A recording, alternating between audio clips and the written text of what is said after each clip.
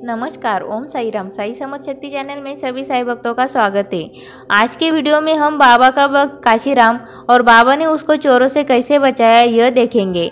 बाबा के शुरू से भक्तों में से एक मतलब काशीराम शिंपी बाबा उसे प्यार से काशी कहा करते थे। वह नियमित रूप से द्वारकामाई जाकर बाबा का दर्शन किया करता था। काशीराम का कापड़ बेचने का व्यवसाय था और बाबा की कृपा से उसे जीवन में कभी किसी चीज़ की कमी महसूस नहीं हुई।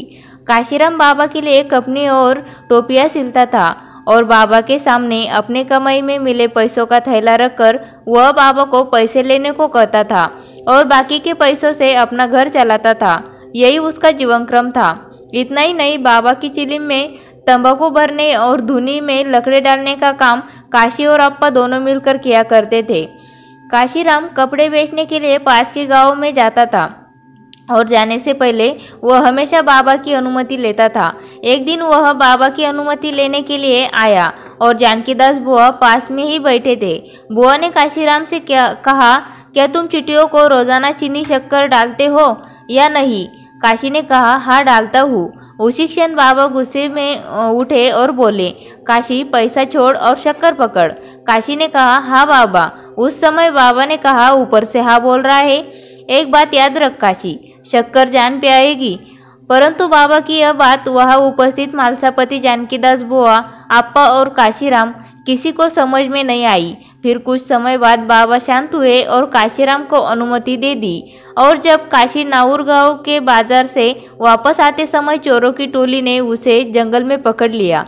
चोरों ने उसे लाठियों से पीटना शुरू कर दिया और काशीराम ने डर के मारे अपने पास के सभी पैसे दे दिए, लेकिन वह अपने पास की एक थैली नहीं दे रहा था।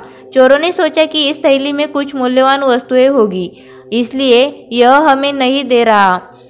यह सोचकर चोर काशी को और मारने लगे और चोरों ने उस थैली में देखा तो क्या उसमें चीनी शक्कर निकली।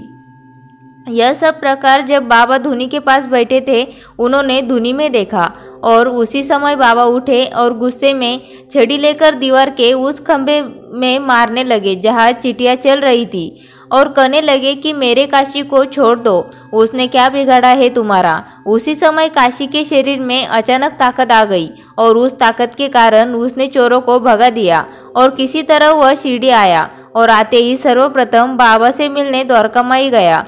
बाबा ने उसे देखते ही पूछा, काशी ज्यादा तो नहीं लगा? उन्होंने तेरा कुछ चुराया तो नहीं ना? इतना कहते ही काशीराम को महसूस हुआ कि उनके शरीर में अचानक ताकत बाबा के कारण ही आई थी और उन्होंने तुरंत बाबा के पैर पकड़ लिए और माफ़ी मांगने लगा और बाबा ने काशी को माफ कर और आशीर्वाद दिया। उपरोक्त कहानी से हमें यह पता चलता है कि काशी शक्कर के कारण वह चोरों को थैली नहीं दे रहा था, क्योंकि जानकीदास बुआ ने उससे कहा था कि यदि तुम रोजाना चीटियों को शक्कर डालोगे तो तुम्हें जीवन भर कभी किसी चीज़ की कमी महसूस नहीं होगी और तुम्हारा व्यवसाय भी अच्छा चलेगा। इसी बात का काशीराम को अहंकार हो गया था। अगर वह पहले ही चीनी की थैली चोरों को दे देता तो उसे वे चोर इतना नहीं पीटते और उसके पैसे भी बच जाते। बाबा ने पहले ही काशी को इस बात से सतर्क किया था कि चीनी अपने शरीर पर आएगी, चीनी छोड़ और अपनी जान बचा। और दूसरी बात यह है कि हम लोगों को जितना मिले उतने में ही संतुष्ट होना चाहिए और बाबा का अपने भक्तों पर हमेशा ध्यान रहता है, फिर चाहे भक्त कितनी ही दूरी पर क्यों न हो। और बाबा कभी भी संकट के समय में भक्तों की संगति नहीं छोड़ते थे और हमेशा भक्तों की रक्षा किया करते थे। यह उपरोक्त कथा से अधिक स्पष्ट होता है। ओम साई राम।